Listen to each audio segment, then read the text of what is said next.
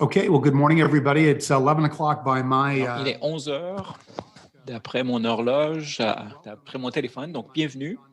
Je m'appelle Don Darling et je suis le maire de Saint John. Je serai votre modérateur aujourd'hui. Au nom des cités de Bathurst, Campbellton, Dieppe, Edmundston, Fredericton, Miramichi, Moncton et Saint John, bienvenue à ce troisième webinaire de la série Conférence Cité forte, province forte. Nous continuons à être reconnaissants pour la technologie qui nous permet de nous connecter virtuellement en ces temps difficiles et nous adressons nos meilleurs vœux à toutes les personnes, familles et personnes âgées qui doivent faire face aux conséquences de la COVID ainsi qu'à nos travailleurs de la santé. Merci pour votre compassion et pour votre dévouement. La COVID a eu un impact sur toutes les régions du Nouveau-Brunswick, mais nous pensons actuellement à la région d'Edmundston et à la région du nord-est de la province, ainsi qu'à nos amis et voisins de l'Atlantique à Terre-Neuve et Labrador. Nous sommes généralement extrêmement heureux de l'intérêt suscité par cette série qui comprend la participation des 3 niveaux de gouvernement, du secteur privé et des dirigeants communautaires de toutes les régions de la province et d'ailleurs. Nous serons également très heureux d'accueillir l'honorable Daniel Alain, ministre des collectivités locales et de la réforme de la gouvernance du Nouveau-Brunswick, comme participant à notre dernier webinaire la semaine prochaine. Nous sommes également très honorés que les conférenciers et les présentateurs d'aujourd'hui nous fassent part de leur point de vue sur l'avenir des cités du Nouveau-Brunswick et sur la réforme municipale. Ils seront présentés de façon plus officielle sous peu. Cette série aborde la question importante de savoir comment nos 8 cités peuvent contribuer à un avenir viable et durable pour notre province, à un moment où nous sommes confrontés à un processus de reprise difficile en raison de la pandémie, amplifié par les défis économiques, sociaux et démographiques irrités. Cette série est conçue pour examiner le rôle futur de nos villes et de leur importance cruciale en tant que centre économique d'innovation et de croissance démographique.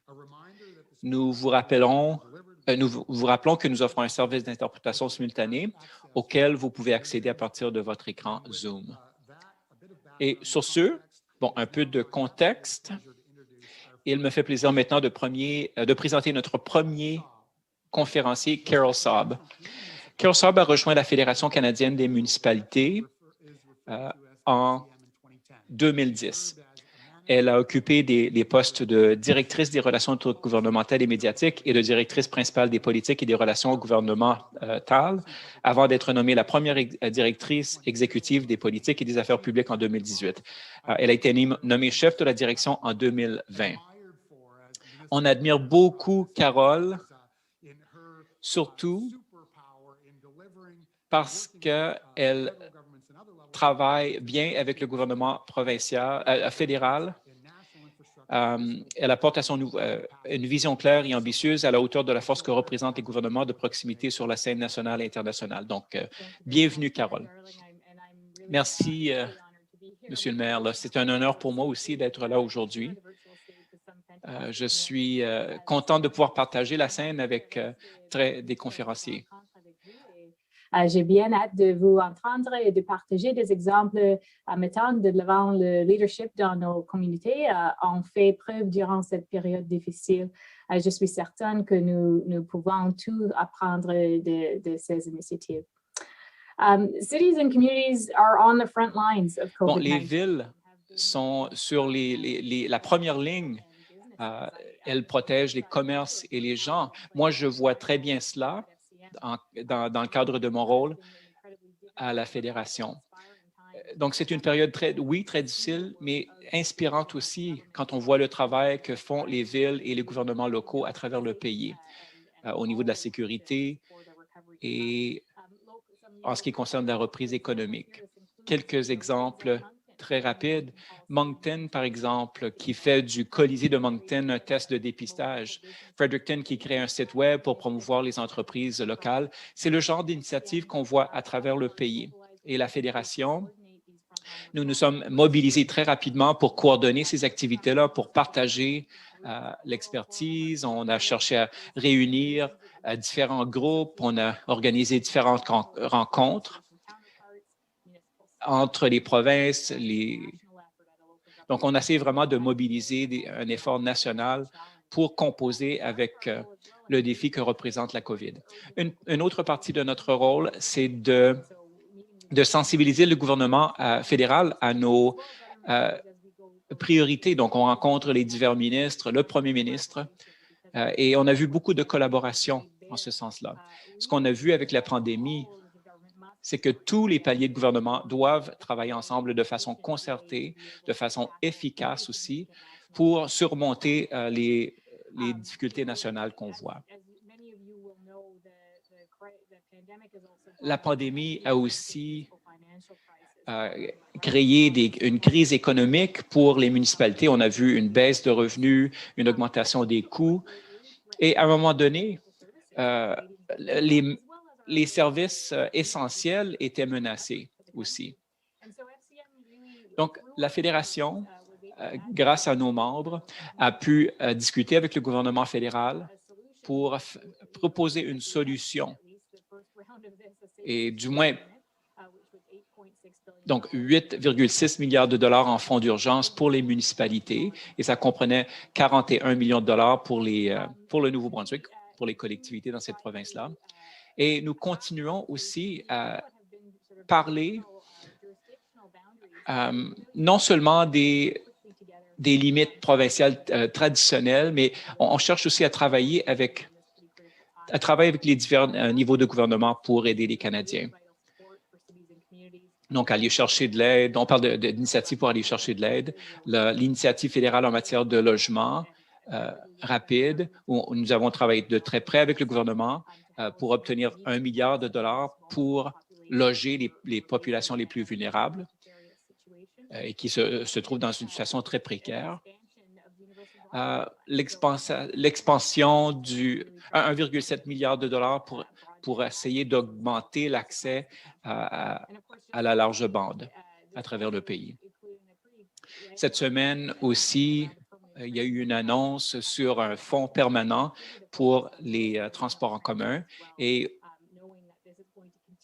parce qu'on sait que cette question va jouer un rôle très important, non seulement pour la reprise économique, mais aussi pour les Canadiens et les travailleurs essentiels à mesure qu'on passe à travers cette pandémie. Donc, je sais que ce que vous dégagez de ce que je dis, c'est le thème du partenariat, pas juste avec les différentes gouvernementales, mais aussi avec tous les intervenants. Un exemple, nous avons créé un partenariat avec l'Association médicale canadienne. Nous avons pu utiliser nos infrastructures pour donner de l'argent, pour acheminer de l'argent très rapidement aux communautés vulnérables. Et ce fonds incluait 80 000 $ pour 4 villes au Nouveau-Brunswick. Il y avait une initiative à Saint John, un abri d'urgence à Bathurst. Donc, ça, c'est juste quelques exemples de ce qu'on a réussi à faire. Le message principal pour nous, c'est ceci. C'est d'abord notre vulnérabilité collectivement, mais aussi ce dont nous sommes capables quand on travaille ensemble. On essaie de prendre ces leçons et il s'agit d'une occasion rare pour bâtir un Canada plus inclusif et plus vert. Et donc, toute reprise économique doit être enracinée dans les collectivités où les Canadiens travaillent et élèvent leurs enfants. Et ce qui était clair avec cette pandémie, c'est qu'il faut travailler avec nos partenaires essentiels.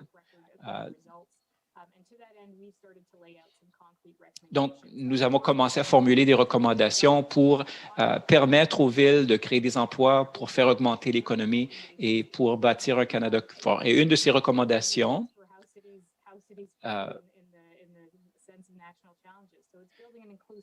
donc, il s'agit de bâtir une économie inclusive, donc augmenter le nombre de logements abordables, bâtir une reprise économique plus verte, donc appuyer les transports en commun, appuyer les activités, les initiatives communautaires.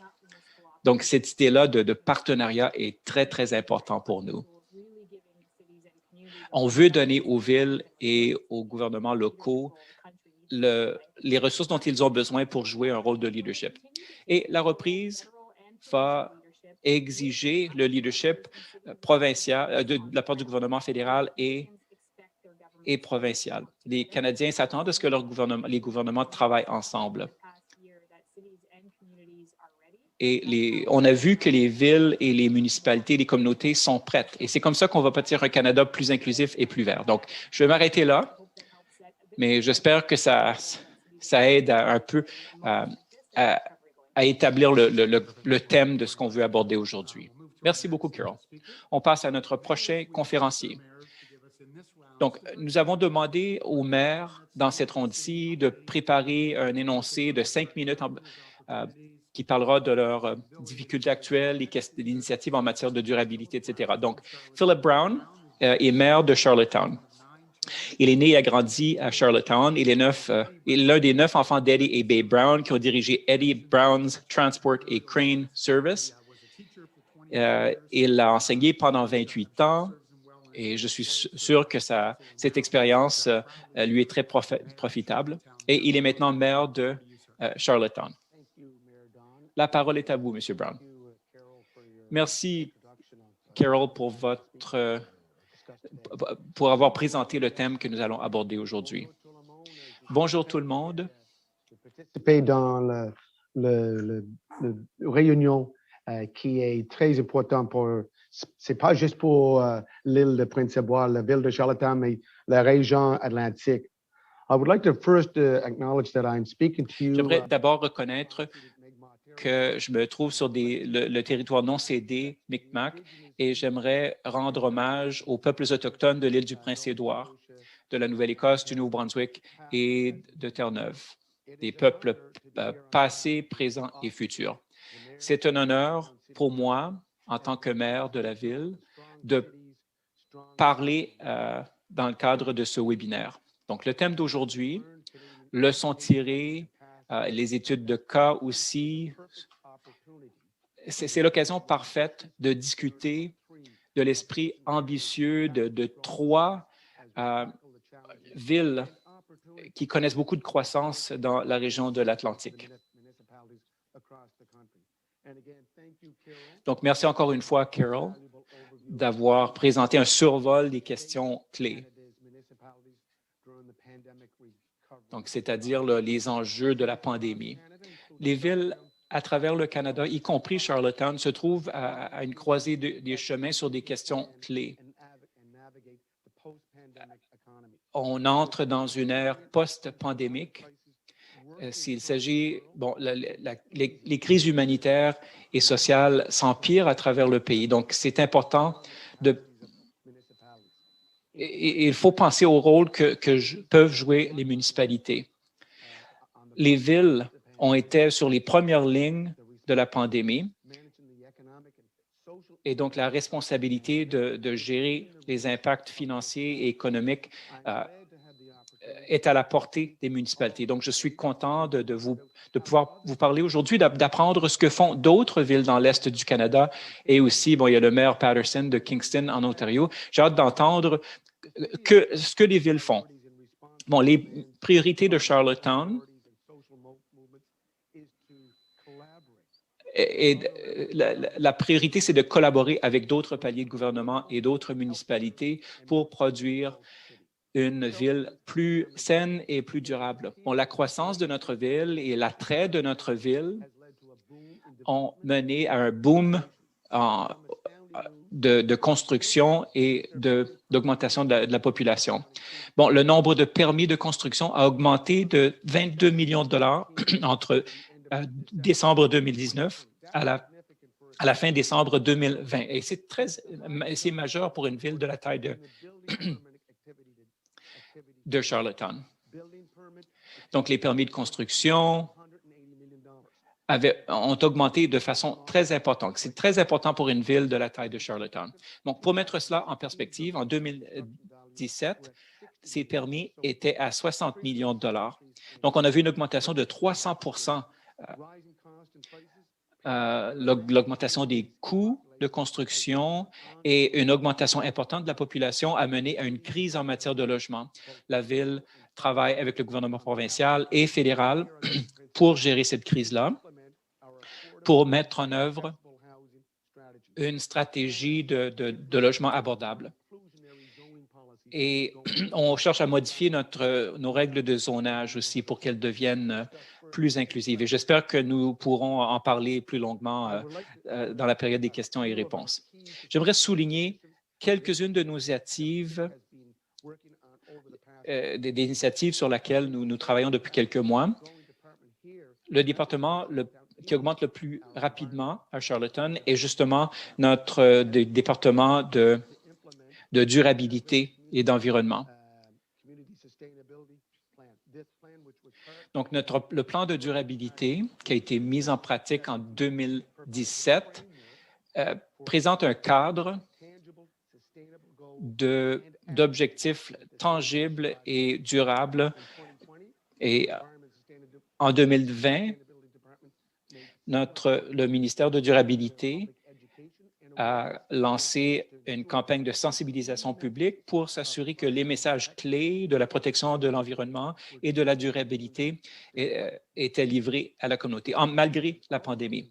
Donc, ce ministère ou ce département a même effectué des évaluations énergétiques de tous les établissements de la ville et a mis en œuvre un plan de modernisation de ces ressources-là pour diminuer les gaz à effet de serre. La Ville travaille avec le département, plus récemment, a lancé et a commencé à mettre en œuvre un arrêté pour protéger les arbres de la Ville. Nous avons amélioré notre système de transport en commun aussi pour permettre aux résidents de se promener dans la ville, que ce soit par l'entremise de vélos, en chaises roulantes, et nous avons l'intention d'augmenter ce réseau dans les prochaines années. Bon, un défi majeur qui se présente à nous après la pandémie, c'est comment adapter nos villes pour qu'elles soient résilientes. Donc, on veut être une ville plus durable et on fait des progrès en ce sens. Donc, à cette fin, en décembre 2020, la ville de Cheltenham a reçu une certification platine qui va nous permettre, qui va permettre à la ville de nous comparer à d'autres villes à travers pour pouvoir mettre en place des pratiques exemplaires en matière de développement, etc. C'est très important qu'on mesure nos progrès pour atteindre nos objectifs. Donc, le fait de se joindre à cette initiative-là va certainement nous aider à mesurer le succès de nos initiatives et de nos politiques. Donc, encore une fois, j'aimerais remercier Neil Jacobson et l'Association des cités du Nouveau-Brunswick de m'avoir donné la possibilité de vous parler aujourd'hui. Et c'est une conversation qui est très importante et qui va nous permettre de nous adapter à la réalité d'être parmi les villes qui croissent le plus rapidement dans la région de l'Atlantique. Merci. Je pense que déjà, on voit le genre de leadership dont les municipalités font preuve, la pensée stratégique. Donc, félicitations à votre certification ISO et merci de votre présentation. Maintenant, Brian Patterson, qui est le maire de Kingston. Il a été élu 96e maire de la ville de Kingston.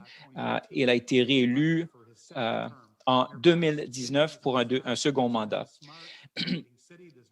Bon, il cherche à faire de Kingston un chef de file.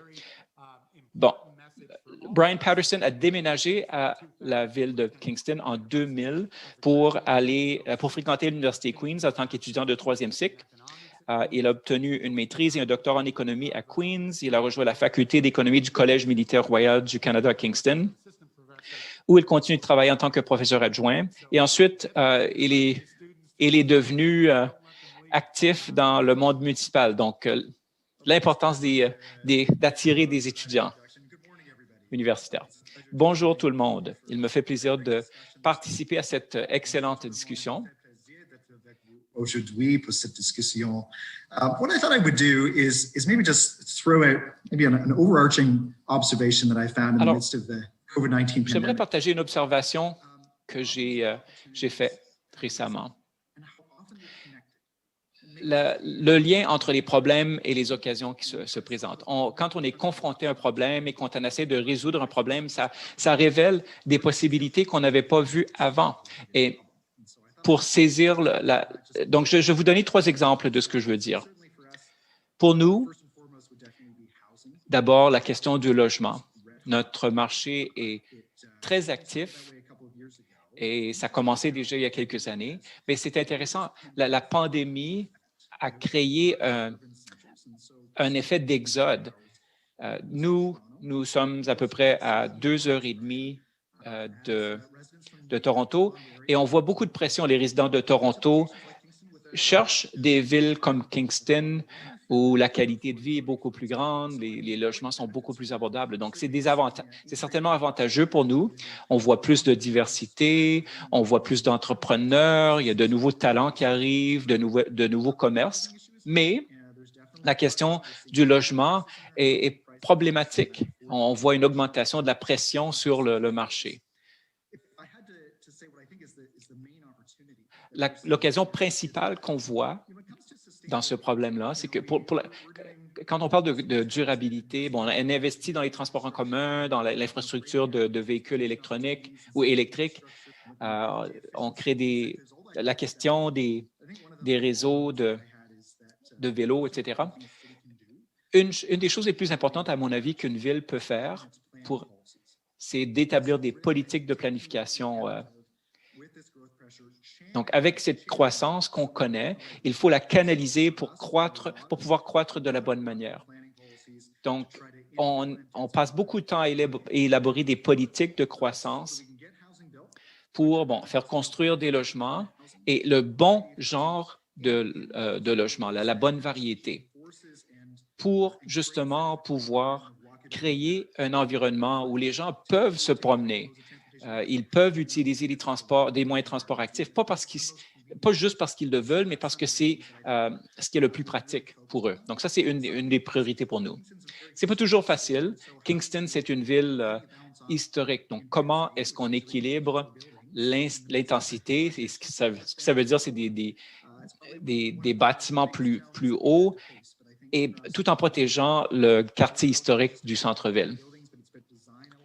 Donc, pour nous, ce n'est pas juste la hauteur des immeubles qui compte aussi, c'est comment préserver aussi le caractère historique, le côté patrimoine du secteur historique. Donc, le logement, donc c'est une des questions importantes. Une autre question, c'est comment s'occuper des résidents les plus vulnérables. Quand la pandémie a frappé, c'est devenu très clair, et surtout pour ceux qui ont des problèmes de santé mentale ou de dépendance, c'est devenu clair que le système actuel ne fonctionnait pas pour les gens. Et ce qu'on a vu après quelques mois, c'est que il y avait des campements qui augmentaient dans une certaine partie de la ville et qui créaient des problèmes. Mais, et là, je reviens à cette idée de problème et d'occasion aussi, mais ce problème-là a fait surmonter des problèmes qui avaient été mal gérés par le passé. Donc, la volonté politique a été créée. Comment est-ce qu'on peut changer ce qui se passe? Et je suis sûr que tout le monde comprend. Les municipalités sont toujours sur la première ligne. Quand quelque chose ne fonctionne pas, c'est nous qui le voyons pour la première fois. Donc, on a réuni toutes les agences de services sociaux sous un seul toit. On a créé un centre de soins intégré où les résidents, il y avait un site de consommation sécuritaire, par exemple, les gens peuvent offrir des services de counseling. Donc, c'est un endroit où toutes les agences se réunissent et offrir des soins rapidement. Mais c'est quelque chose qu'on n'aurait pas trouvé si on n'avait pas eu la pandémie qui a créé un problème qui devait absolument être réglé. Donc, ça serait mon deuxième exemple. Le troisième exemple, très rapidement, l'économie, le tourisme, notre industrie de tourisme, de culture joue un rôle très important pour notre ville. Il y a eu beaucoup de gens qui ont perdu leur emploi dans ce secteur-là. Donc, pour nous, donc ça, c'est le problème, mais l'occasion pour nous, c'est comment est-ce qu'on appuie ces gens-là? Comment est-ce qu'on appuie cette industrie-là qui était importante pour nous? Donc, on a essentiellement pris le centre-ville, on a fermé certaines parties.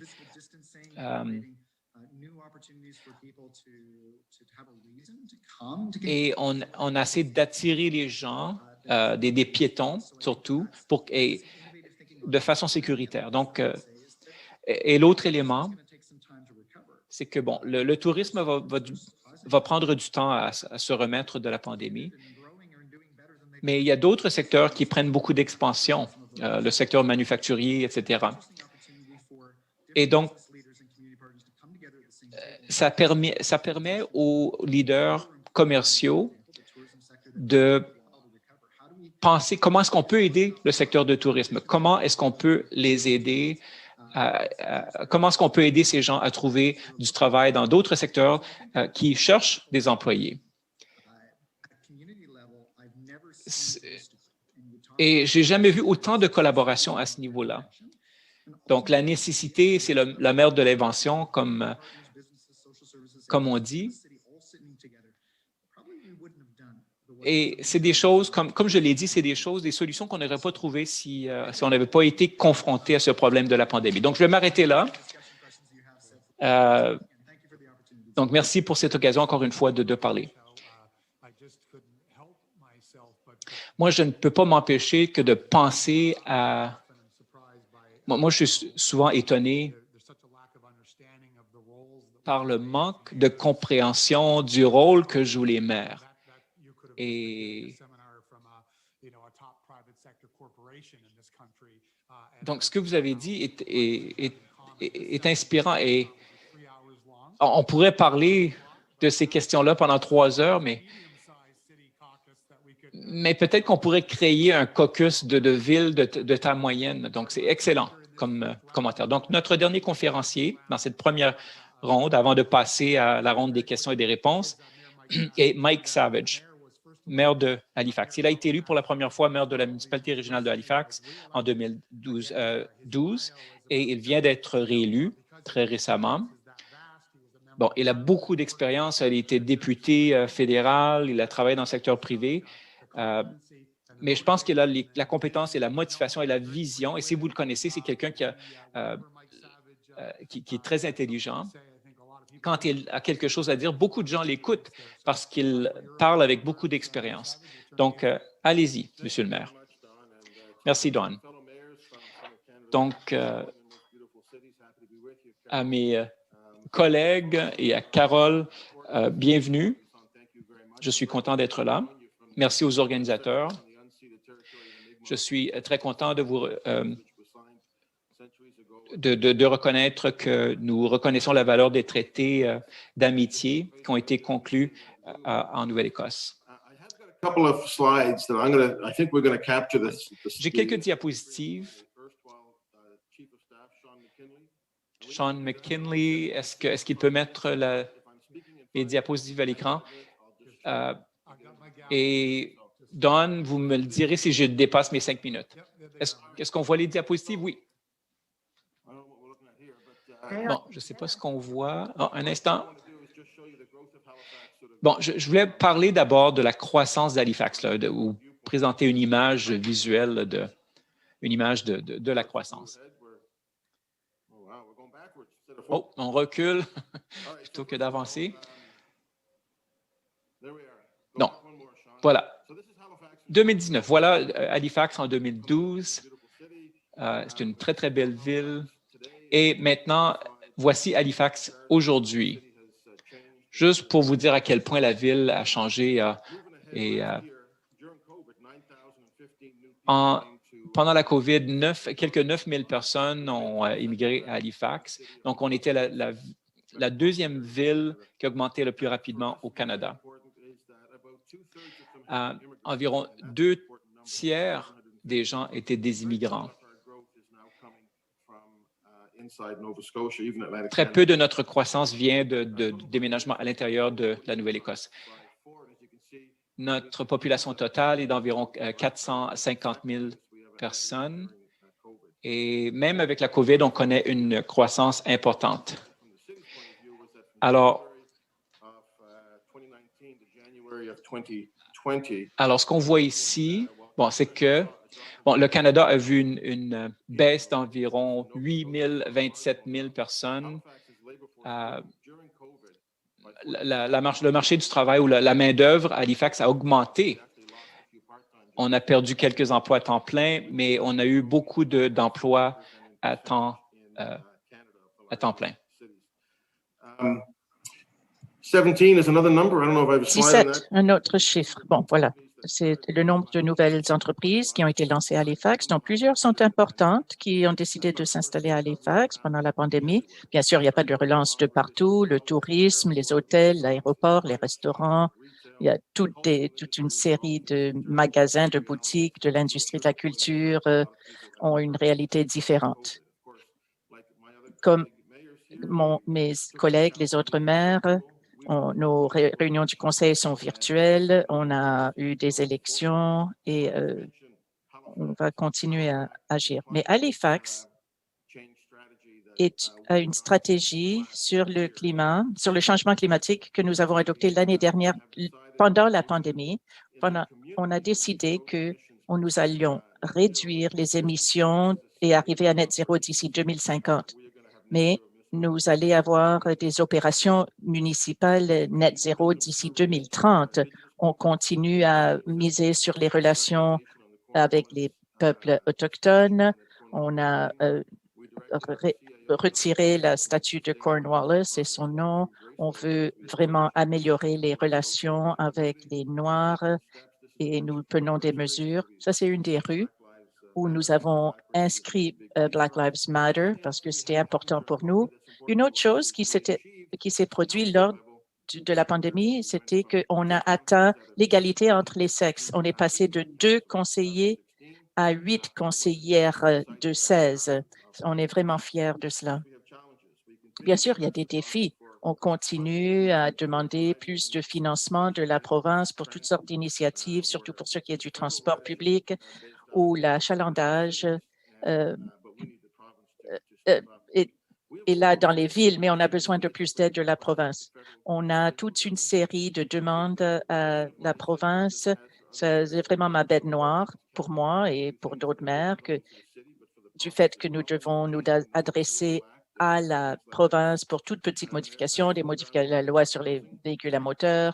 Un des autres maires a parlé du logement. L'année dernière, notre taux de vacances était 1,9 %.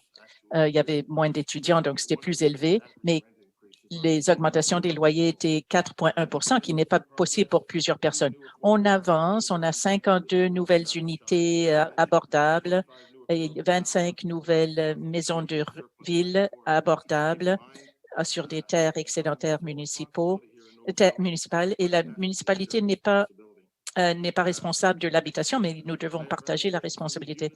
Le maire Brown a parlé des unités qui ont été approuvées depuis quelques années. Nous avons approuvé presque 4 000 unités par année, qui est vraiment en accélération. Nous travaillons avec nos partenaires là-dessus.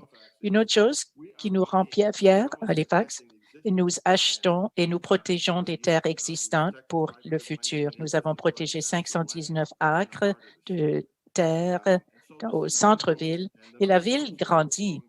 Et la ville grandit, elle est prospère, mais beaucoup plus vite que d'autres. Selon les données statistiques, oui, c'est important, mais les villes doivent être accueillantes, elles doivent être ouvertes à de nouvelles personnes, de nouvelles idées, les recherches dans le secteur privé, l'innovation. Nous avons un avantage parce que nous avons la mer et nous devons être une ville où les jeunes veulent vouloir vivre. Alors, il est important de faire plus pour les peuples racialisés qui n'ont pas le même accès. Nous avons adopté un livre plan d'action pour les communautés africaines nouvelle-écossaises et nous voulons assurer la santé et la sécurité de nos résidents et de nos voisins, mais nous continuons à être une ville où tout le monde peut participer à la croissance. Merci beaucoup à vous tous Et je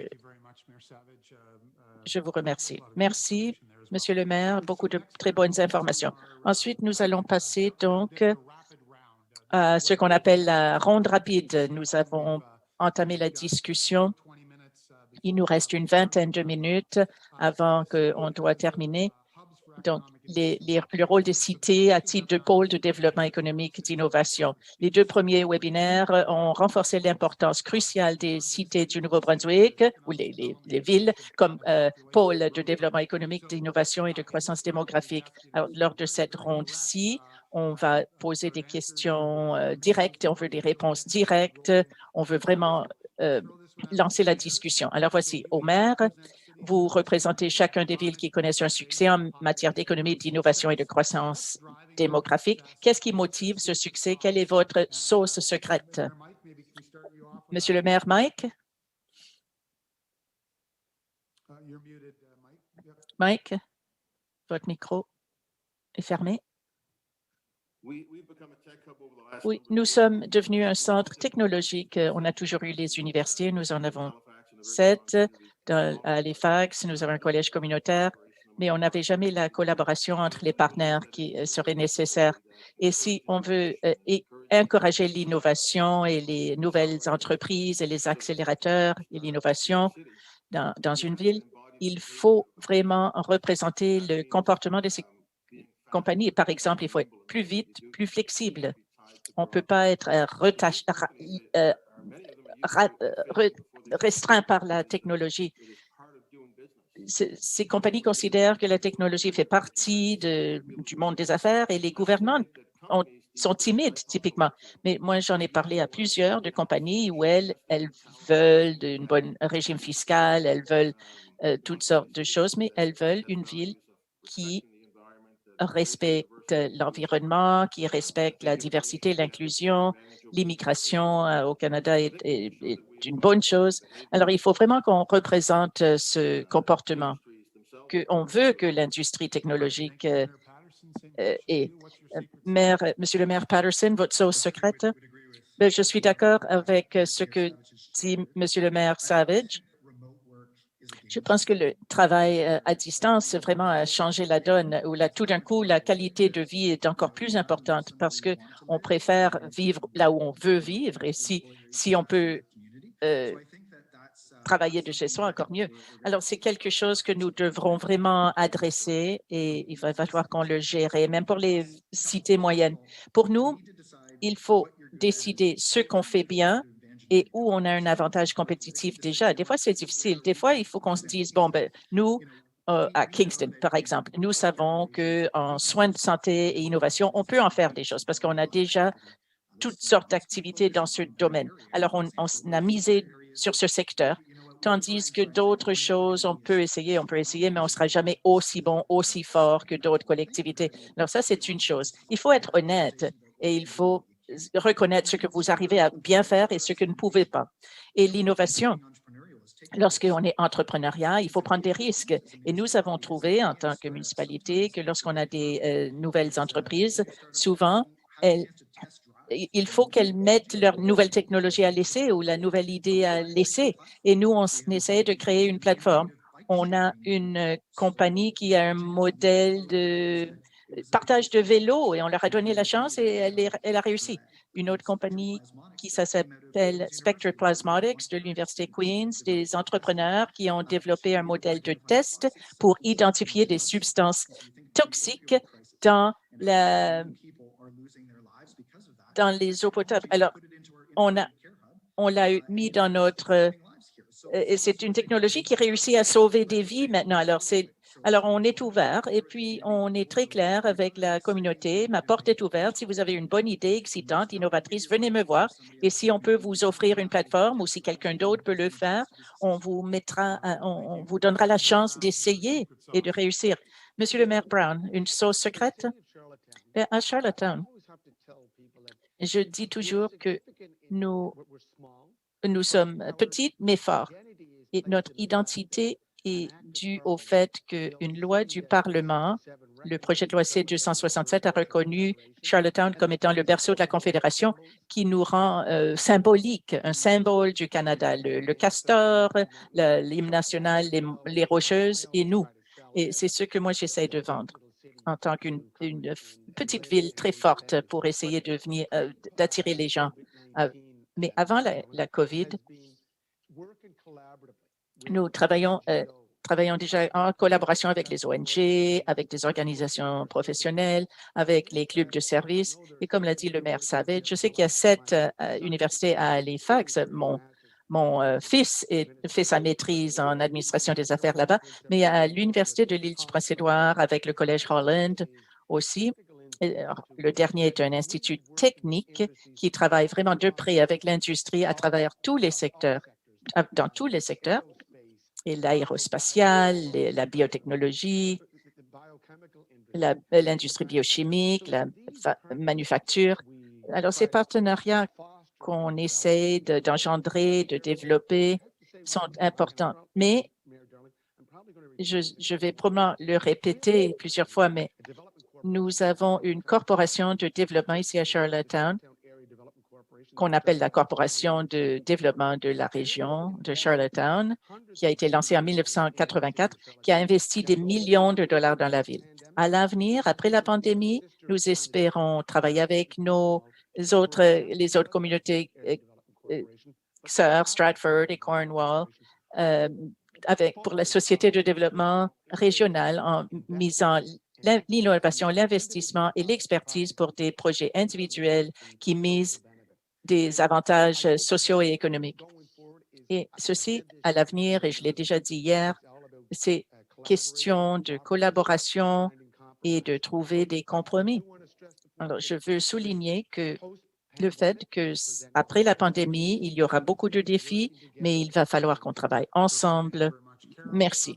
Carole, comment est-ce que nous pouvons aligner nos efforts de croissance démographique avec les priorités des gouvernements et comment est-ce qu'on peut s'assurer que nos voix sont entendues à Ottawa, et surtout au fur et à mesure qu'on fait face à cette relance difficile avec toutes les priorités économiques, sociales, de santé.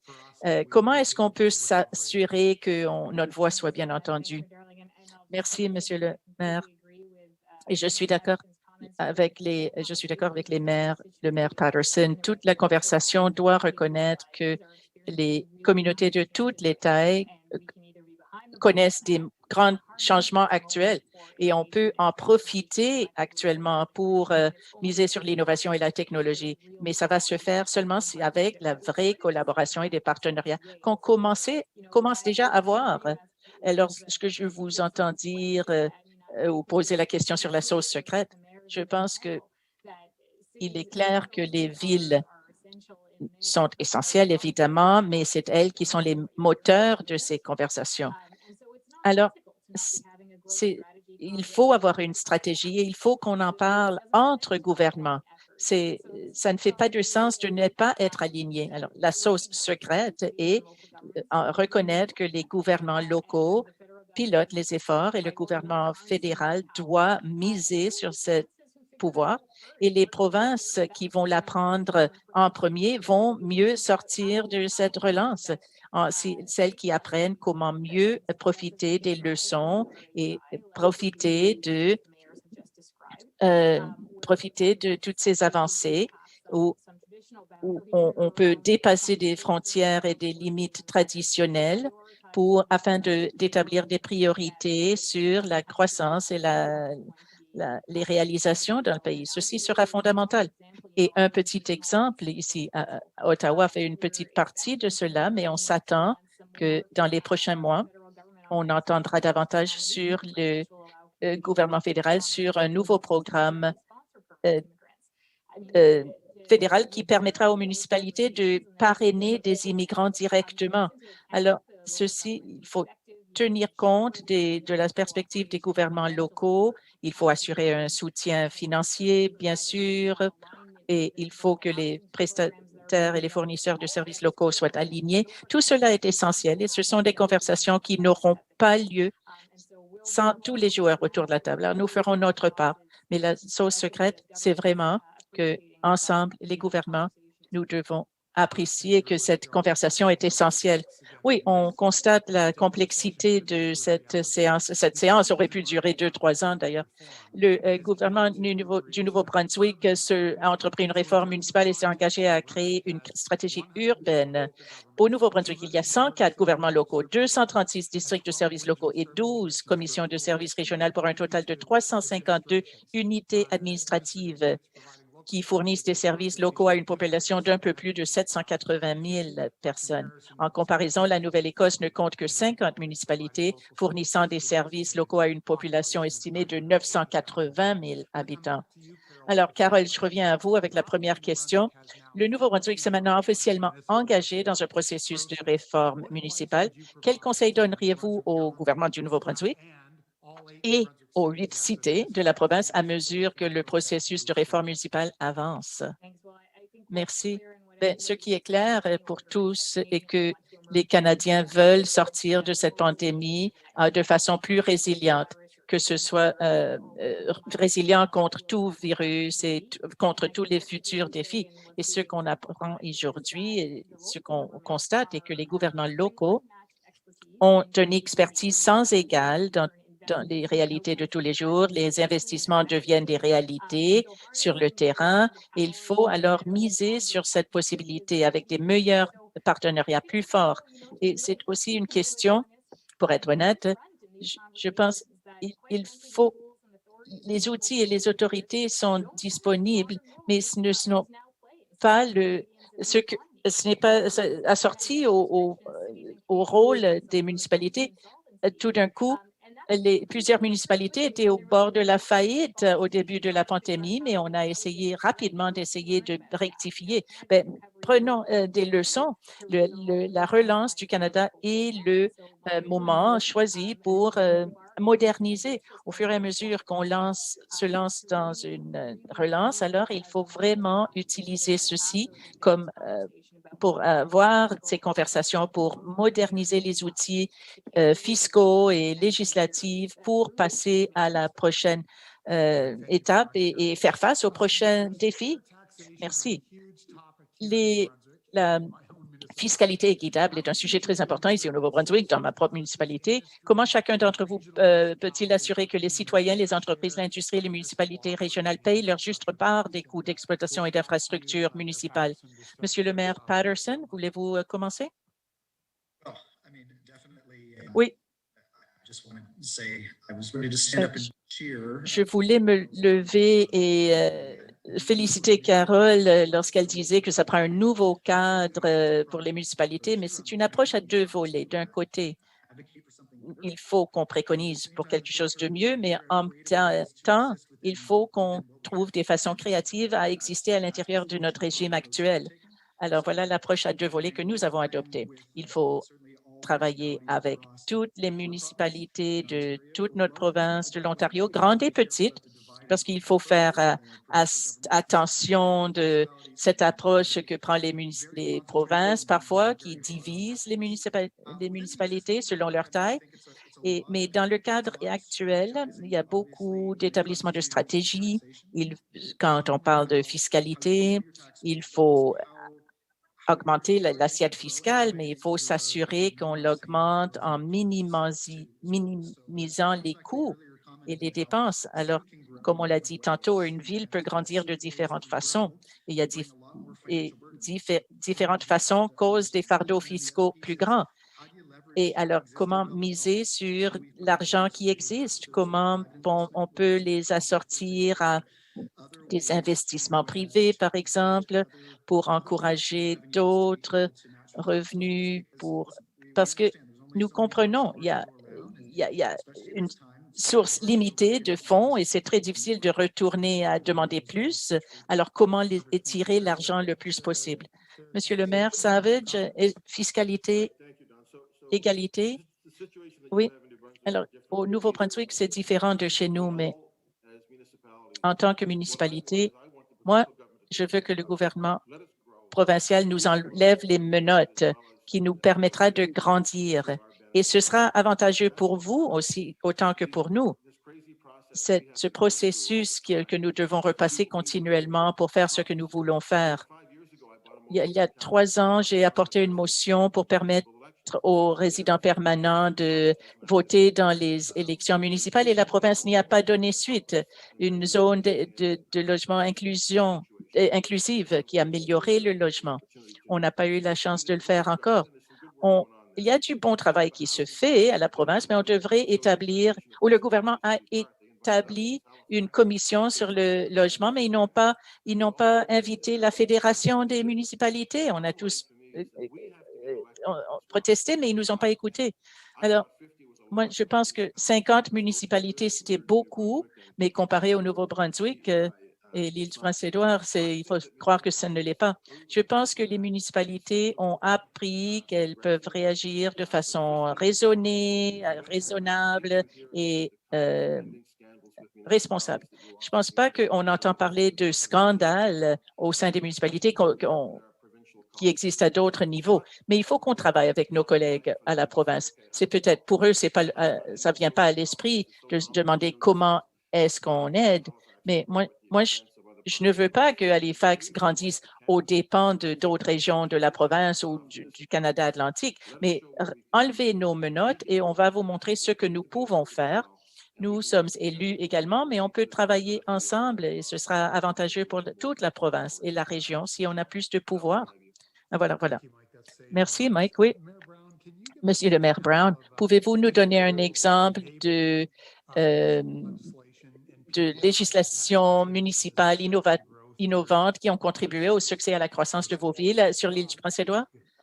Oui, nous savons tous que ce qu'est la situation politique. Les municipalités sont des créatures créées en vertu d'une loi provinciale. Nous sommes incorporés. Si on regarde la Constitution du Canada, on reconnaît le gouvernement fédéral et le gouvernement provincial uniquement. Alors, à partir de cela, il faut qu'on travaille de façon collaborative. Et avec le système fiscal ici, toutes les taxes résidentielles et commerciales sont perçues par la province et ensuite distribuées de façon équitable, mais nous avons des lacunes. Mais j'aimerais rester là un instant parce que si on regarde les programmes fédéraux, la taxe sur le carburant, la FCM et toutes les municipalités doivent travailler fort pour demander une augmentation, pas selon l'IPC, mais selon les besoins des municipalités pour financer l'infrastructure nécessaire. Et si on peut augmenter cette taxe sur le carburant pour répondre à nos besoins d'infrastructure, ce serait déjà un pas dans la bonne direction. De plus, il y a l'infrastructure, le programme d'infrastructure fédérale provinciale. Il y a tellement de bureaucratie et de paperasse, juste la paperasse nécessaire pour offrir de nouvelles installations qui ont une empreinte carbone moindre. Il y a un financement en vertu du programme d'atténuation des changements climatiques. Ça prend longtemps et afin de lancer ces projets, il faut que la ville commence seule et avec peut-être, on espère, de l'aide de la province, mais il faut éliminer la paperasse, il faut augmenter les taxes sur les carburants aux municipalités du pays et travailler ensemble entre tous niveaux de gouvernement. Merci. La question est tellement importante pour le Nouveau-Brunswick parce que c'est un peu différent ici, mais la province perçoit 360 millions de dollars en revenus et 66 millions est retourné et plus de 190 millions de dollars restent dans les revenus généraux. C'est pour ça que c'est tellement important au Nouveau-Brunswick. J'ai toute une nouvelle appréciation pour les hôtes de radio qui essayent de dire tellement en si peu de temps parce que nous voici qu'il nous reste peu de minutes. Carole, alors, et puis ensuite, on terminera. Carole, alors, comment mieux éduquer et informer les citoyens sur le rôle, la fonction et l'importance de leur municipalité? Et je sais que ces menottes que nous avons, avez-vous des conseils à nous donner? Bien, je reconnais, oui, qu'il ne reste pas beaucoup de temps, mais c'est question que ça devienne tangible. Même avant la pandémie, c'était difficile de bien comprendre et puis en plus, les Canadiens, ça ne les intéresse pas plus que ça. longue. Ils veulent des services et ils veulent qu'il y ait de la collaboration, mais c'est tout.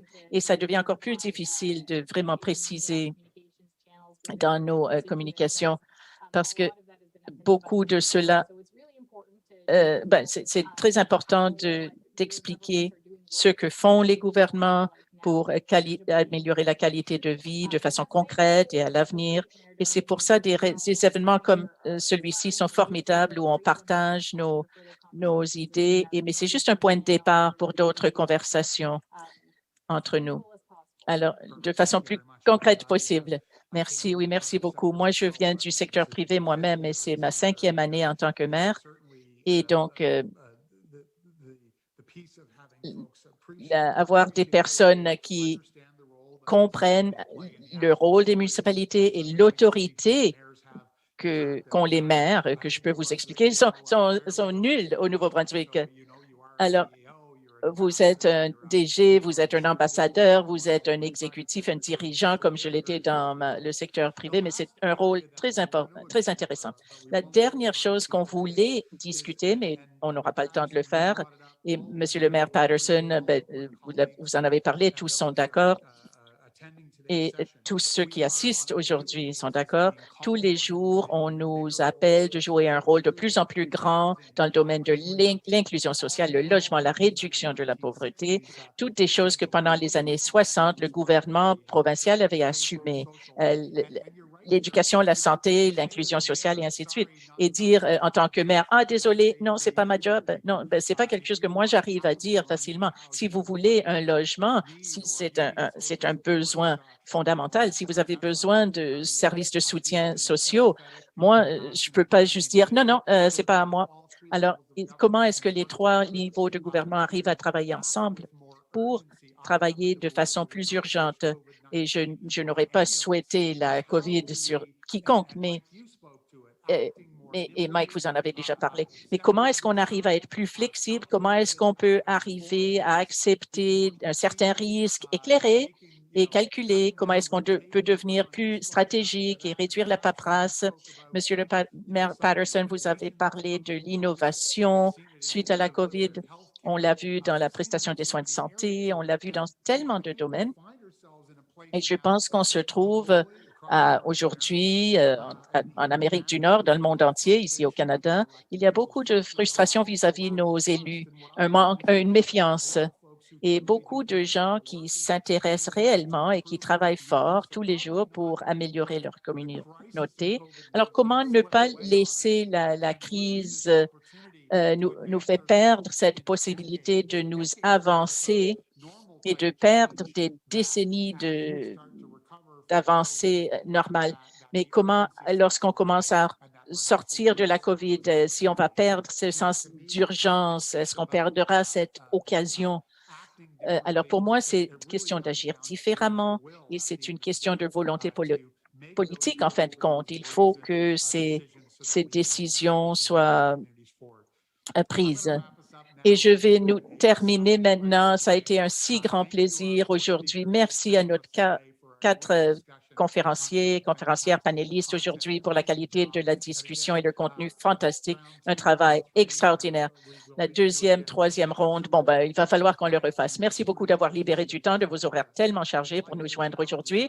Et à la lumière des défis et des opportunités dont nous avons discuté aujourd'hui, je ne saurais passer sur silence le plaisir qu'a eu l'Association des cités du Nouveau-Brunswick de voir le gouvernement provincial lancer officiellement son processus de réforme de la gouvernance locale en janvier dernier. Merci, Monsieur le Premier ministre. Merci, Monsieur le ministre, Mesdames les ministres et députés. Vous avez dit que vous allez le faire et voilà, c'est le moment de passer à l'action. Alors, bien que le processus de modernisation sera difficile, la réforme municipale est d'une importance capitale pour façonner un avenir durable pour tous les Néo-Brunswickois. Les 8 cités du Nouveau-Brunswick sont encouragées par l'engagement de la province à faire participer les parties prenantes de manière significative et par la nécessité de reconnaître les centres ruraux et urbains ainsi que toutes les communautés grandes et petites. Notre succès à l'avenir réside dans l'élaboration d'un modèle de gouvernance municipale qui facilite la coopération régionale et offre aux citoyens une représentation locale efficace et une prestation efficiente des services municipaux. L'Association des cités du Nouveau-Brunswick continuera de plaider en faveur de la gouvernance municipale et des réformes de l'impôt foncier qui donneront aux 8 grandes villes la possibilité de participer à la prise de décision qui a une incidence directe sur leurs coûts, leurs possibilités de croissance et leur taux d'imposition résidentielle et qui garantiront que nous avons des villes et des cités fortes au Nouveau-Brunswick, contribuant ainsi à assurer une province forte pour tous les Néo-Brunswickois. Merci d'avoir participé à la séance d'aujourd'hui au nom des villes de Bathurst, Campbellton, Dieppe, Edmundston, Fredericton, Miramichi, Moncton et Saint John. La prochaine séance, la semaine prochaine, vendredi prochain, nous aurons une très bonne discussion encore une fois. Nous allons parler de la diversité, la croissance démographique avec M. Paul Mazerolle, recteur et vice-chancelier de UNB, Mme Ginette Gautreau, directrice générale du Conseil multiculturel du Nouveau-Brunswick. Et nous allons présenter 4 profils municipaux, l'innovation en action de Bathurst, Edmundston, Fredericton et Saint-Jean et discuterons les prochaines étapes du processus de réforme avec le ministre, M. Daniel Allain. Alors, si vous me permettez, je pense que le moment est venu pour la province du Nouveau-Brunswick d'équiper les villes et les cités du Nouveau-Brunswick avec l'autonomie législative et la capacité de pousser et de permettre la croissance économique et démographique à l'avenir. Le potentiel est immense. Alors, au nom des 8 cités, et moi-même, le maire Don Darling, merci beaucoup. Veuillez vous inscrire au séminaire de la semaine prochaine. Il est midi pile. Merci beaucoup d'avoir participé. On a hâte de vous revoir.